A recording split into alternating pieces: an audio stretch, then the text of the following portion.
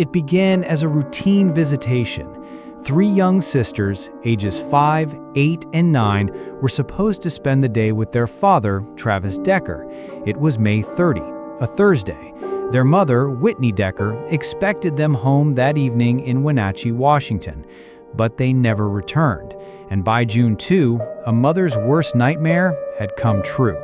The bodies of Olivia 5, Evelyn 8, and Peyton 9 were found at a remote campground about 40 miles from their home.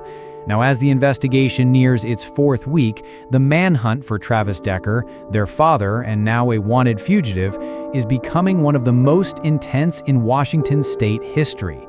If you find value in real stories told with clarity and truth, make sure to subscribe to stay informed with nationalpresstoday.com. A family torn apart. Whitney Decker had shared custody of the children with her ex-husband, Travis Decker. Friends described their arrangement as tense but manageable. There was no indication, at least publicly, that anything would spiral into something so violent, so final. On May 30, Whitney waited. She called police that night, said a family friend. She knew something was wrong. A mother always knows. When officers began the search, their first clue was a white 2017 GMC Sierra truck registered to Travis Decker. It was found abandoned at Rock Island Campground, a rugged, forested area not known for cell reception or easy access. What they discovered nearby would confirm every parent's worst fear: the discovery. On June 2, the bodies of Olivia, 5, Evelyn, 8, and Peyton, 9, were found in a wooded area near the truck. Police also recovered personal items, blankets, food, car seats, and a wallet. 2 bloody handprints were found on or near the vehicle, details that investigators now say connect directly to Travis Decker. He was immediately charged in absentia with 3 counts of first-degree murder and 3 counts of first-degree kidnapping. Authorities launched a large-scale manhunt based out of Leavenworth, the area where his vehicle was last seen. Search teams, drones, canine units, and even military support have been deployed across Chelan and Kittitas counties. Where is Travis Decker? Despite weeks of searching, Travis Decker remains missing. At this time, there is no certain evidence that Decker remains alive or in this area, said the Kittitas County Sheriff's Office in a public statement on June 24th. The agency confirmed that early leads gave way to uncertainty. Some resources have now been redirected to recovering a possible deceased body should Decker have died in the wilderness. Still, they remain vigilant. Peyton, Evelyn, and Olivia Decker deserve justice, and Decker remains a danger to the public as long as he's at large, the sheriff's office added. Due to his military background, authorities are warning that he may be trained in survival and could still pose a significant threat. The U.S. Marshals Service has now joined the case, shifting their fugitive finding infrastructure toward locating Decker anywhere in the country.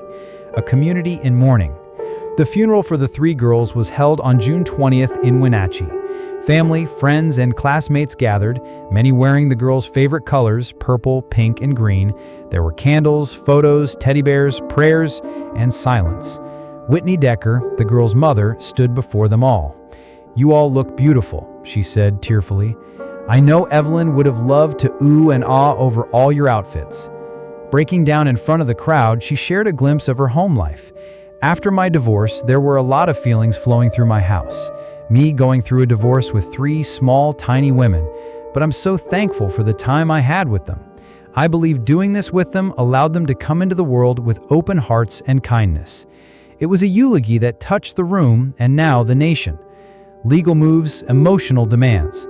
Whitney's attorney, Ariana Cozart, appeared on News Nation's Banfield on June 26th, expressing what the grieving mother is now focused on. She wants him found, dead or alive, Cozart said bluntly. It's very important to her so she can have peace.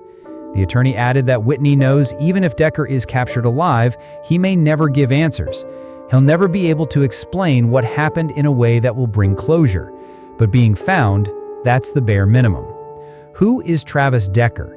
Very little has been shared publicly about Travis Decker's mental health, criminal history, or motive.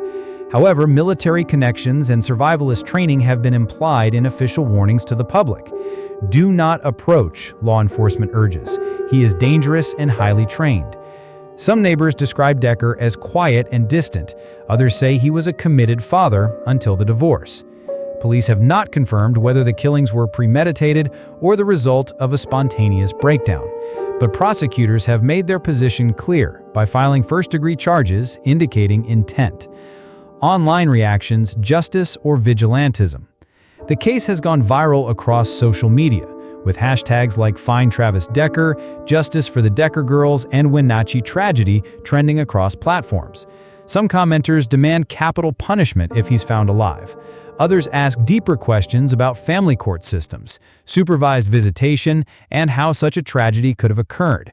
TikTok users have even begun armchair tracking, theorizing locations based on terrain and timestamps. While some efforts help spread awareness, law enforcement warns that vigilante involvement could interfere with the investigation. Law enforcement says visible patrols will continue, especially near the Rock Island campground and surrounding areas. Meanwhile, trauma counselors and grief support services have been deployed to local schools and churches, particularly in Wenatchee. The story continues to evolve, but for now, 3 lives are gone, a suspect remains missing, and a mother waits for justice. She's not asking for answers, she just wants him found.